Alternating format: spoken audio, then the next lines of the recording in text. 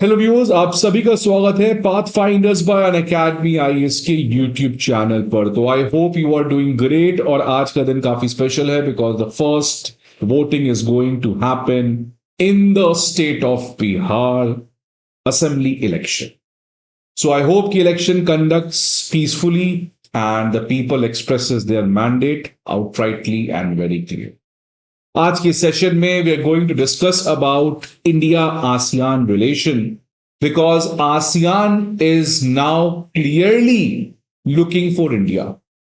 ASEAN एक ऐसा group of country है, लगभग 10 कंट्री हैं इसमें, अब तिमोर लेस्ते भी ज्वाइन करेंगे, सो आसियान में लगभग 11 कंट्री बनेंगे। हमेशा से ये आसियान कंट्रीज अमेरिका के इन्फ्लुएंस में रहे हैं, यूएस के सिक्योरिटी अम्ब्रेला में रहे हैं, लेकिन रिसेंट टाइम्स में जिस तरीके से आज चाइना के साथ एक नया चैलेंज पूरा दुनिया झेल रहा है, खासकर आसियान कंट्रीज जिनका चाइना के साथ बहुत ही स्ट्रॉन्ग इकोनॉमिक रिलेशन है, लेकिन साथ ही साथ साउथ चाइना सी में डिस्प्यूट भी चल रहा है।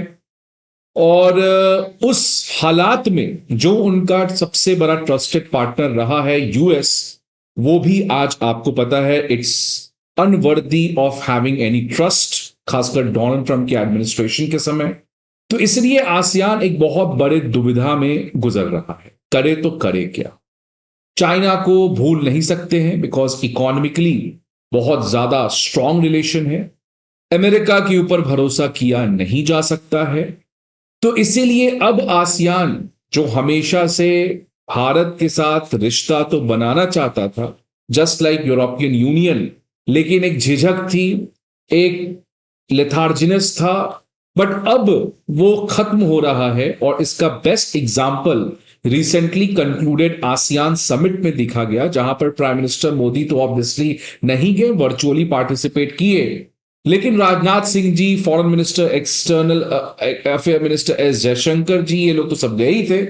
डिफेंस मिनिस्टर की जब मीटिंग हुई तो वहां पर यह क्लियर हो गया कि अब भारत जो है वो केवल इंडियन ओशियन का नेट सिक्योरिटी प्रोवाइडर ही नहीं है, बल्कि आने वाले समय में इंडो पैसिफिक के भी सिक्योरिटी प्रोवाइडर की तरह एक बड़ा रोल निभा सकता है। और ये बात भारत नहीं कह रहा, ये बात तो इनफैक्ट आसियान के खुद के डिफेंस मिनिस्टर ने एक्सेप्ट किया दैट इंडिया की रोल जो है आज it's becoming super power. In fact Finland के प्राइम मिनिस्टर ने भी यही चीज कहा, बट आसियान के डिफेंस मिनिस्टर ने भारत को तो रिस्पॉन्सिबल सुपर पावर का दर्जा दे दिया इंडो पैसिफिक में। और इंडो पैसिफिक तो आपको पता है it is the new battle ground, जहां पर ग्रेट पावर कंटेस्टेशंस एक्टिव है।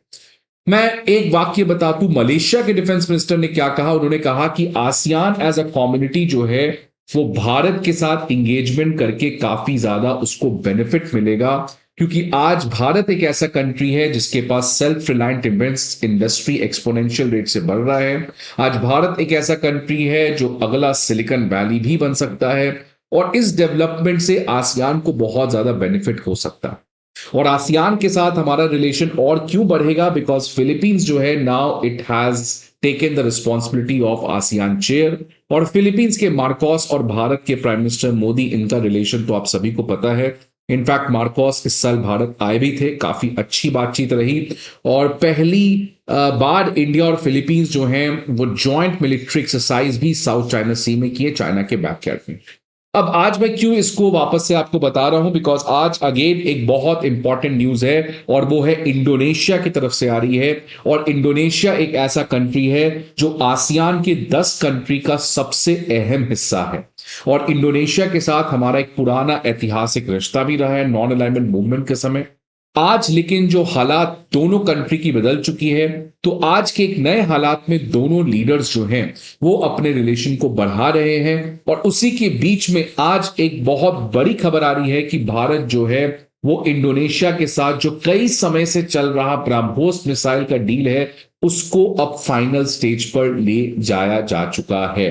और इस डील के हिसाब से भारत जो है वो दुनिया का सबसे खतरनाक supersonic cruise missile BrahMos missile वो अब फिलीपींस के बाद इंडोनेशिया भेजने जा रहा है। और ये एग्रीमेंट लगभग $450 मिलियन की बात हुई है। यही चीज भारत की जो self defence, Reliance defence industry है, इसी की बात तो आसियान डिफेंस मिनिस्टर कह रहे हैं कि कैसे भारत जो है वो अब आसियान के लिए एक नेट सिक्योरिटी प्रोवाइडर का रोल निभा रहा है। और इसमें ऑब्वियसली मदद रशिया का कह रहा है। भारत इंडोनेशिया को ब्रह्मोस देने जा रहा है, बस एक चीज बची हुई है, रशिया के साइड से अप्रूवल लेना है, बिकॉज ये जॉइंट वेंचर के अंदर प्रोड्यूस किया जा रहा है, तो ऑब्वियसली आपको अपने पार्टनर का अप्रूवल तो लेना पड़ेगा। बट फ्रेंड्स, जिस तरीके से भारत इंडोनेशिया को ये ब्रह्मोस मिसाइल देने जा रहा है, ये बहुत बड़ी बात है, बिकॉज इंडोनेशिया कोई छोटा कंट्री नहीं है। अगर मैं बात करूं why Indonesia matters to us, तो बहुत सारे रीजन है, मैंने कुछ रीजन लिस्ट किया है। पहली बात obviously Indo Pacific 6th largest economy बनने वाली है अगले साल। वर्ल्ड की एक सबसे मनपसंद, सबसे ज्यादा चहीता क्रिटिकल मिनरल निकल इसकी वर्ल्ड की लार्जेस्ट प्रोड्यूसर है, जो इलेक्ट्रिक व्हीकल्स, बैटरीज में यूज होती है। इंडोनेशिया के साथ मैंने कहा पहले पुराना रिश्ता है नॉन लाइन मूवमेंट से, तो ग्लोबल साउथ में अपने लेवरेज को बढ़ाने के लिए again Indonesia matters to us. China से डाइवर्सिफिकेशन इंडोनेशिया चाह रहा है, एंड सेम इज इंडिया, तो वो भी एक एक्सेस बनते हुए नजर आ रहा है। डिफेंस एक्सपोर्ट बहुत तेज रेट से भारत इंडोनेशिया को भेज रहा है। इनफैक्ट इंडोनेशिया को हमने Akash surface to air missile system, BrahMos अब supersonic missile system, LCA Tejas का भी हमने ऑफर दे रखा है।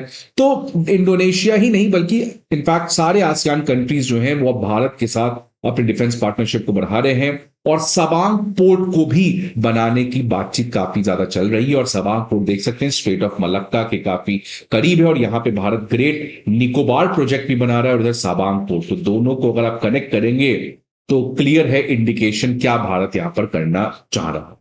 तो अब इसी में फ्रेंड्स, फिलीपींस के बाद भारत जो है वो ब्रह्मोस मिसाइल इंडोनेशिया को देने जा रहा है, जो आसियान की सबसे बड़ी कंट्री है, सबसे पावरफुल कंट्री है।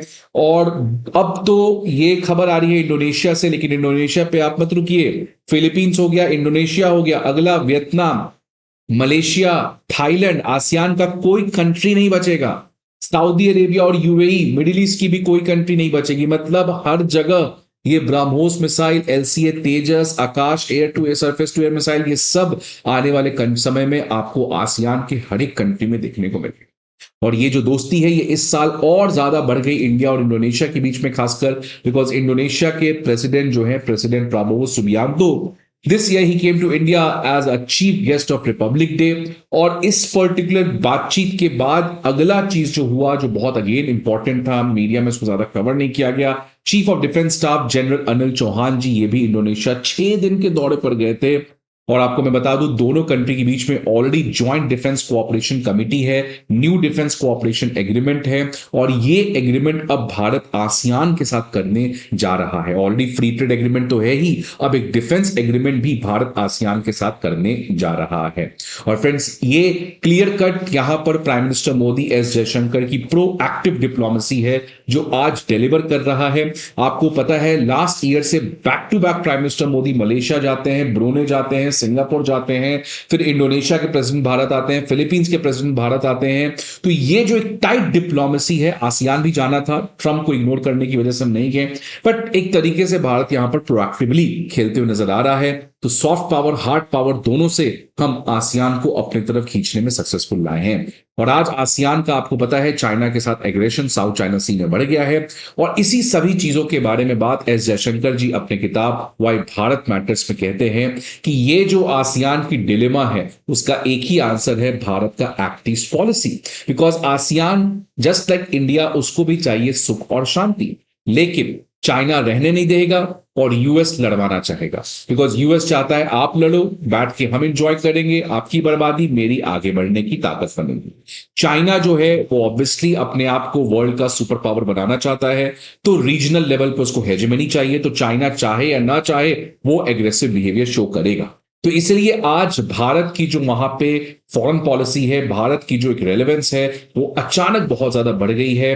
तो इसलिए फ्रेंड्स, यूरोपियन यूनियन हो जाए, कनाडा हो जाए, स्कैंडिनेवियन कंट्रीज हो जाए या आसियान कंट्री हो जाए, the world has only one answer, India. Now the question is whether India is going to deliver, and to deliver India needs to become a powerful economy, जो अभी भी उस रास्ते पे चल रही है, बट मंजिल बहुत बड़ा है। Let's see what happens. Friends, I hope आपको ये वीडियो अच्छा लगे. See you again in some other video. Till then, goodbye and take care.